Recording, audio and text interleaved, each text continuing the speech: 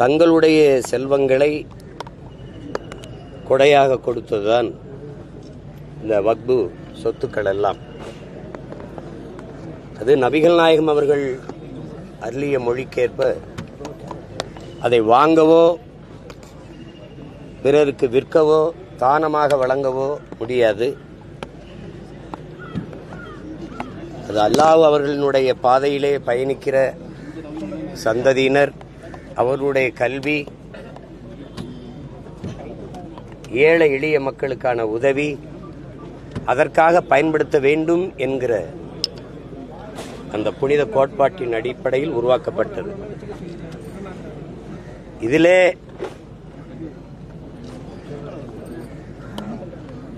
இரண்டு வகை இருக்கிறது இந்த சொத்துக்களை கொடையாக கொடுப்பது. ஒன்று, அல்லாஹ் அவர்களினுடைய திருப்பெயரால் கொடுக்கப்படுவது. இன்னொன்று, அவருடைய பெயரால் நற்பணிக்காக பெரும் செல்வந்தர்கள் கொடுப்பது. அந்த இரண்டாவது கொடையாக கொடுக்கிற செல்வந்தர்கள் அவர்களுடைய வாரிசுகளே அந்த சொத்துக்களை நிர்வகிக்கலாம் என்பது இதுவரை இருந்து வந்த முறை. இந்தியாவினுடைய வக்பு வாரிய தலைவர் ஜாவத் அகமது அவர்கள் இந்த சொத்துக்களை வாங்கவோ விற்கவோ கூடாது, இது அல்லாஹ் அவர்களுக்கே சொந்தம், அப்படிதான் இதுவரை இருந்து வந்திருக்கிறது. 1998 நிறைவேற்றப்பட்ட சட்டம் கூட உச்சநீதிமன்றத்திலே பல முறைகள் இந்த மாதிரி சட்ட திருத்தம் கொண்டு வந்திருக்கு. முகலாயர் காலத்தில் இருக்கப்பட்டதுக்கு அப்புறம் பிரிட்டிஷ் காலத்தில் ஒரு மாறுதல், அப்புறம் விடுதலை பெற்ற இந்தியாவில் பல மாறுதல், 2013 மாறுதல், அப்படி எல்லாம் பல மாறுதல்கள் வந்து இப்ப 25 ஒரு மாறுதல் வருது. அதுல அந்த சொத்துக்களை வாங்கவோ விற்கவோ முடியாது. அதுதான் அதுல இருக்கிறது. அது அல்லாஹ்வுக்கே சொந்தம், அது வக்புக்கு தான் சொந்தம். அது அந்த முறை இப்போது மாற்றப்படுகிறது. இதில் இருக்கிற சிக்கல், அல்லாஹ்வின் திருப்பெயரால் கொடையாக கொடுப்பவர் 5 ஆண்டுகள் இஸ்லாமிய மார்க்கத்தை பின்பற்றியவராக இருக்க வேண்டும். அது ஒரு முதல் சிக்கலாக பார்க்கப்படுது இங்கே. பிறகு அந்த வக்பு சொத்துக்களை 12 ஆண்டுகள் ஒரு ஆக்கிரமிச்சு பயன்படுத்தியிருப்பாரே, ஆனால் அது அவருக்கே சொந்தம் என்ற வாய்ப்பு இதுல உருவாகிறது. இது ஒரு பேராபத்தான போக்கு. இதுல என்னன்னா இதுல கொண்டு வந்திருக்கிறதுல இருக்க பெரிய சிக்கல்கள், இந்த வக்பு வாரிய சொத்துக்களை அதனுடைய நிர்வாகிகள் நிர்வகிப்பது போக அரசு சார்ந்த அதிகாரிகள், அரசு நியமிக்கிற ஆட்சியர், மாவட்ட ஆட்சியர், துணை ஆட்சியர், அவர்கள் நிர்வகிப்பார்கள் என்று வரும்போது அதில் இருக்கிற குறைநிறைகளை களைகிற வாய்ப்பு, அந்த அதிகாரம் வக்பு வாரிய நிர்வாகிகளுக்கு இல்லாது போய்விடுகிறது. நமக்கு இருக்கிறது பயம் என்னன்னா, அது அதிகப்படியாக சொத்துக்களை கொண்ட அமைப்பு இங்கே தொடர்வண்டித்துறை, இராணுவத்துறை, வக்பு வாரிய தான் இருக்குது. இதில் நம்மளுக நிலம் கையகப்படுத்துறதுக்குன்னு ஒரு சட்டம் வச்சிருக்காங்க. உங்களுக்கு விளைநிலங்களை, இந்த மாதிரி நிலங்களை பெரும் முதலாளிகளுக்கு தாரை வார்த்து கொடுக்குறோம். அதாவது 2000 ஏக்கர் 3000 ஏக்கர் தொழிற்சாலை தொடங்குறோம், வேலை வாய்ப்பை பெருக்கிறோம், நாட்டின் வளர்ச்சியை கூட்டுறோம், அப்படிலாம் காதில் தேன் ஊத்துற கதை இருக்குது. இங்கே நீண்ட நாளாக நடக்குது. இப்போ அந்த இதில் இந்த வக்பு வாரிய சொத்துக்களை குறிவைக்கிறாங்கிறத இதில் இருக்கிற பெரிய இது. குறிப்பாக இந்து மக்களினுடைய மனத்தை சிறு மகிழ்விக்கிறதுக்கான ஒரு திட்டமாக தான் இது பார்க்குது. இதனால இஸ்லாமிய மக்கள் தங்களுக்கு வாக்களிக்க மாட்டார்கள், எதிர்நிலை எடுப்பார்கள், அது தெரிஞ்சது அந்த முடிவே எடுக்குது. அவங்க வாக்கு வேண்டாம், ஆனால் அதுக்கு எதிராக இந்து மக்களின் வாக்கை ஒருமுகப்படுத்துவோம், குவிப்போம் அப்படிங்கிறத இந்த நோக்கத்தில் தான் இந்த சட்ட திருத்தத்தை கொண்டு வருதுங்கிறத அதில் இருக்கிற சிக்கல். இப்போ இதில் திருத்தம்னு வந்திருந்தா, வக்பு சொத்துக்களை முறைகேடாக நிர்வகித்தவர்கள், அதில் ஊழல் செய்தவர்கள், அவர்களுக்கே விசாரணை, வழக்கு, தண்டனை அப்படின்னு கொண்டு வந்திருக்கிறத யாருங்க மறுக்கல.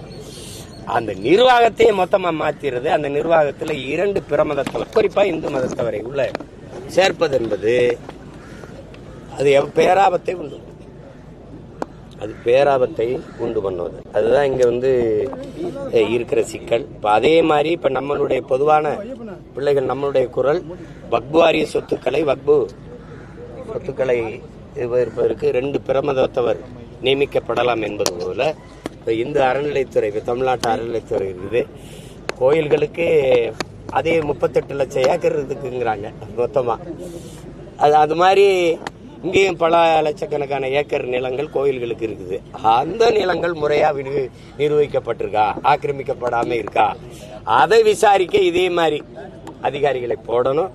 அதுல 2 உறுப்பினர்கள் இஸ்லாமியர்கள், 2 உறுப்பினர்கள் கிறிஸ்தவர்களை போடணுங்கிறதா நம்மளுடைய கோரிக்கை. அது போட்டா இந்த பிரச்சனையில் இந்த போராட்டம் வாபஸ். இந்த போராட்டம் வாபஸ். அதாவது இந்த நாடு இறையாண்மை கொண்ட நாடு என்றால் எல்லா மக்களுக்கும், இந்த நாட்டின் குடிமக்களா இல்லை. இந்த நாடு அடிமைப்பட்டு கிடக்கும் போது மறுபடியும் பதிவு செய்யறேன். அது எவரும் மறுப்பதற்கு இல்லை. நீங்க மறுத்தால் என்னோட வாதிடலாம்.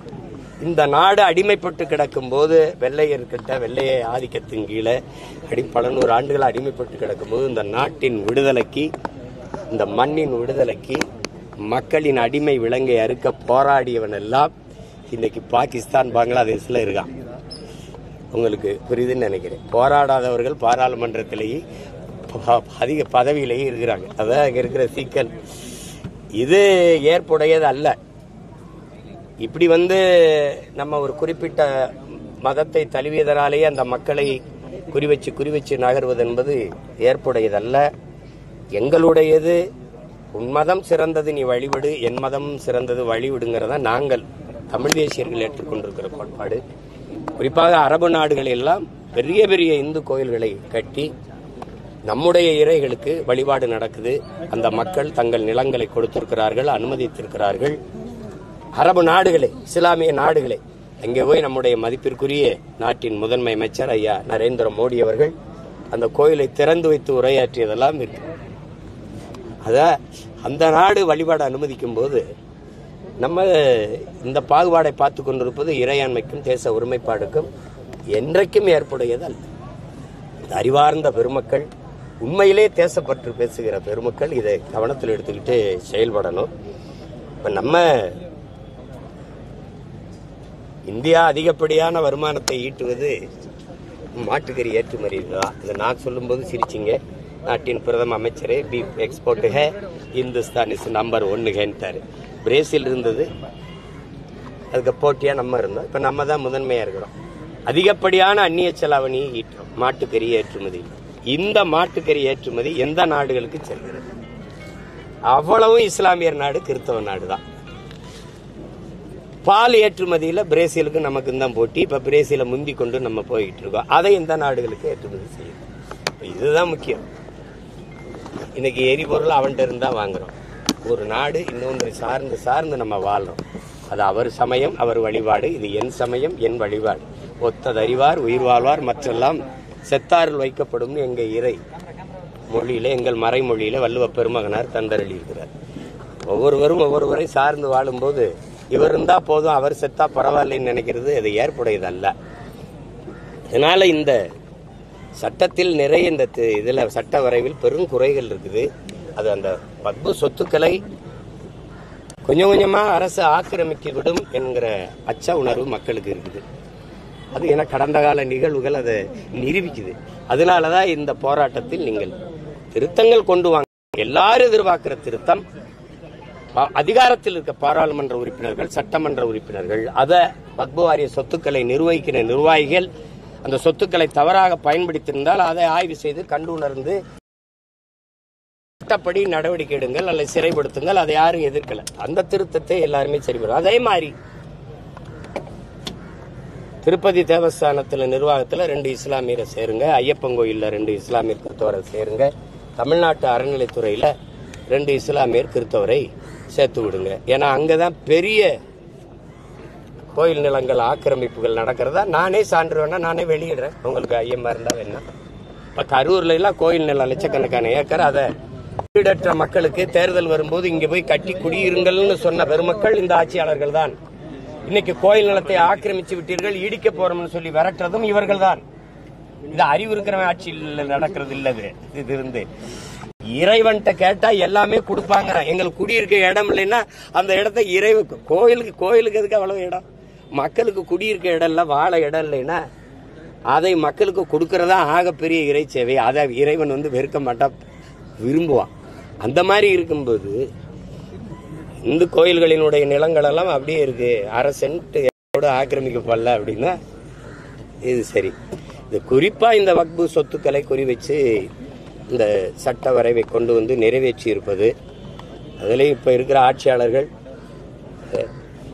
39 வாக்கு இருக்கு தமிழ்நாட்டில். காங்கிரஸ் புதுச்சேரியோட சேர்த்து 40, 22 வாக்கு தான் எதிர்த்து வாக்களிச்சிருக்காங்க.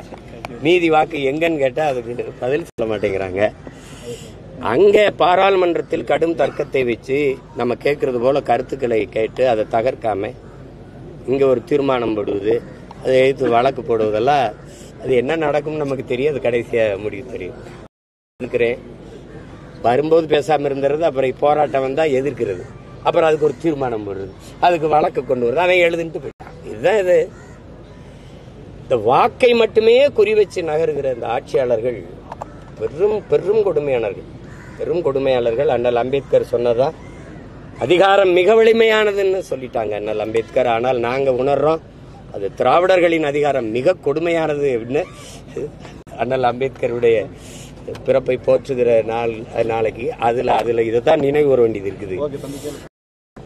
அதனால இந்த சட்ட வரைவில் இருக்கிற ஆபத்துகள் இது போன்ற பெரும் ஆபத்து இருக்குது. அப்ப அதே மாதிரி இந்து கோயிலுக்கு 5 ஆண்டுகள் இஸ்லாமிய மார்க்கத்தை ஏற்றவர் தான் கொடையா கொடுக்க முடியும்னா, அதே மாதிரி இந்து கோயிலுக்கு ஒருவர் நன்கொடை கொடுக்க வர்றாரு. இப்ப நாங்களே வரோம், ஒரு 5 ஏக்கரை கொடுக்குறோம்.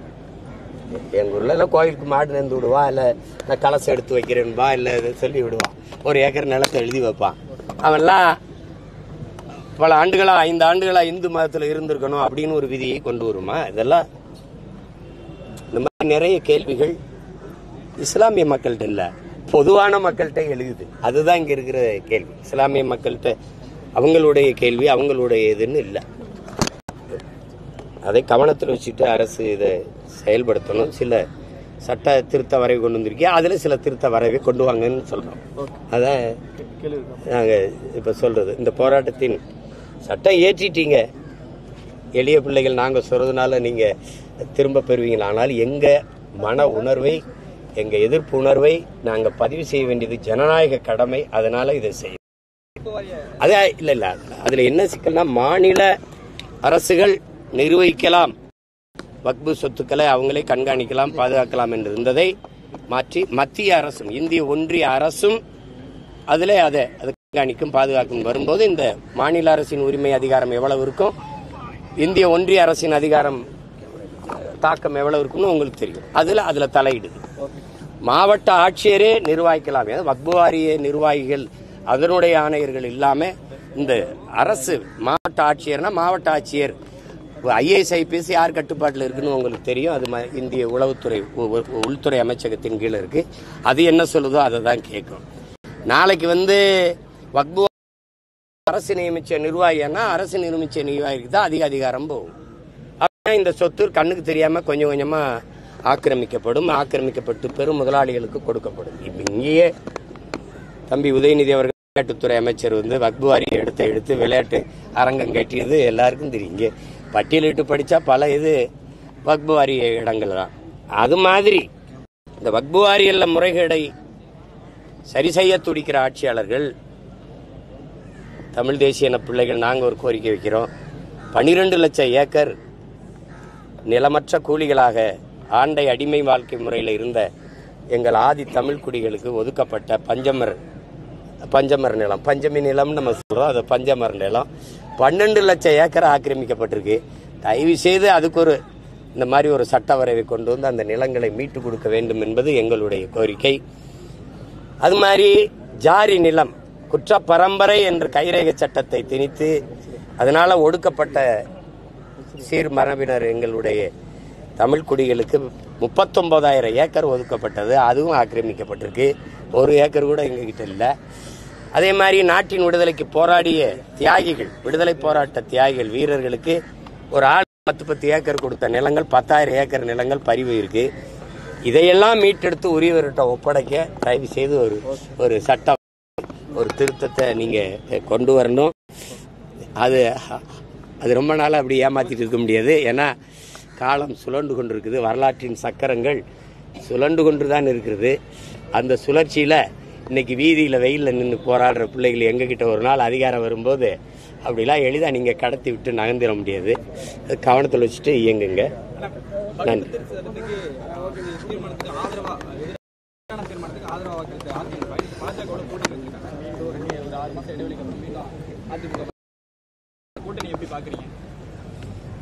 இந்த கட்சிகளினுடைய அரசியல், இந்த ஆட்சியாளர்களுக்கு இந்த மண்ணின் மக்களினுடைய வாக்கு தான் குறி. அதுதான் முதன்மையானது. எங்களுடைய வாழ்க்கை, எங்களுடைய உணர்வு, எங்களுடைய உரிமை, அதை பற்றி அவங்களுக்கு கவலை கிடையாது. அது அதிமுக இல்லை, அது திமுக இல்லை, ரெண்டும் ஒரே தான். Party change, no policy change. இங்கே கொடியில் அண்ணா இருக்க மாட்டார், அங்கே இருப்பார், அவ்வளோதான். இங்கேயும் இருட்டு, அங்கேயும் இருட்டு, இங்கேயும் மிந்தடை, அங்கேயும் மிந்தடை, இங்கேயும் ஊழல், அங்கேயும் ஊழல், இங்கேயும் லஞ்சம், அங்கேயும் லஞ்சம், இங்கேயும் சாராயம், அங்கேயும் சாராயம், இங்கேயும் கொலை கொள்ளை, அங்கேயும் கொள்ளை, வன்புணர்வு, கற்பழிப்பு, எல்லா கர்மமும் ஒன்று தான். இங்கேயும் மலையை வெட்டுவான், அங்கேயும் மலையை வெட்டுவான், இங்கேயும் மணல் அள்ளி திம்பான், இங்கேயும் மணல் அள்ளி திம்பான். என்ன இருக்குது இங்கே? அவங்க வந்தாலும் கட்சித்தீவு மீட்க போராடுவாங்க, இவங்க வந்தாலும் கட்சித்தீவை மீட்க போராடுவாங்க, அவங்க வந்தாலும் நாங்கள் டாஸ்மார்க்கை மூடுவோம்பாங்க, வந்த பிறகு வாயை மூடு. பார்ட்டி சேஞ்சா இருக்கு, பாலிசி சேஞ்ச் இருக்கா, கட்சி மாறுதல் இருக்கு. கட்சியில வேற வேற கட்சியா காட்டுவாங்க, கொள்கை மாறுதல். அதனாலதான் எங்க தாத்தா பெருந்தலைவர் காமராஜர் இது ரெண்டும் ஒரே குட்டையில ஒரு மட்டை தாண்டான்ட்டு போயிட்டாரு. அந்த மட்டைய பிச்சு நாரா திரிக்கிறதுக்கு தான் நாங்க வந்திருக்கோம். வேற ஏதாவது இருக்கா?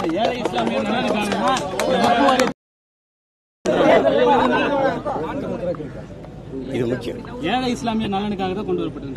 அதுல ஐயமே கிடையாது. ஏழை இஸ்லாமிய, அதாவது இது எதுக்கு பயன்படுதுன்னா, முதன்மையானது கல்வி, இரண்டாவது ஏழை எளிய மக்கள் அவர்களுக்கான வாழ்க்கை தரம், அப்புறம் மசூதிகள் கட்டுதல், கல்லறைகள், அதாவது இறுதி அடக்கம் செய்கிற மையங்கள், அது மையத்துன்னு சொல்லுவோம், மையங்கள். அதற்கு பிறகு தங்கும் இடங்கள், விடுதிகள், இஸ்லாமிய மக்கள் அல்லது பொதுவான மக்கள். நான் என்னை எடுத்துக்கிங்க, முன்னாடி நிற்கிற மகன் இந்த வக்பு வாரிய சொத்துக்களின் மூலமாக அருள் கொடையாளர்கள் தந்த, அதை வச்சு கட்டி உருவாக்கப்பட்ட காஜி கே இப்ராஹிம் அலி உயர்நிலை பள்ளியிலும், இளையான்குடி மேல்நிலை பள்ளியிலும், டாக்டர் ஜாகிர் ஹுசேன் கல்லூரியிலையும் படித்து வந்தவன் தான் நான். இது எல்லாமே அந்த இன்னைக்கு வக்புன்னு இல்ல, அது என்னன்னா வக்பு என்றால் தங்குதல். அது நீங்க நம்ம ட்ரஸ்ட்ங்கிற ஆங்கிலத்தில், இங்க தமிழ்ல அது இஸ்லாமிய அறக்கட்டளைன்னு சொல்லுங்க. வக்பு என்பது ஒரு அரபு சொல், அது புரியல, அது புரியல. நமக்கு ஒரு இஸ்லாமிய அறக்கட்டளைன்னு சொல்லுங்க, முஸ்லீம் ட்ரஸ்ட்னு சொல்லுங்க, அவ்வளவுதான். அது எளிதாக அவங்களுக்கு புரியுது. இது அல்லாவின் திருப்பெயரால் ஏழை எளிய மக்களுக்கு உதவுவதற்காக கொண்டு வரப்பட்ட, கொடுக்கப்பட்ட அருட்கொடை, திருக்கொடை. அதுல எந்த மாற்றம் இல்லை. வேற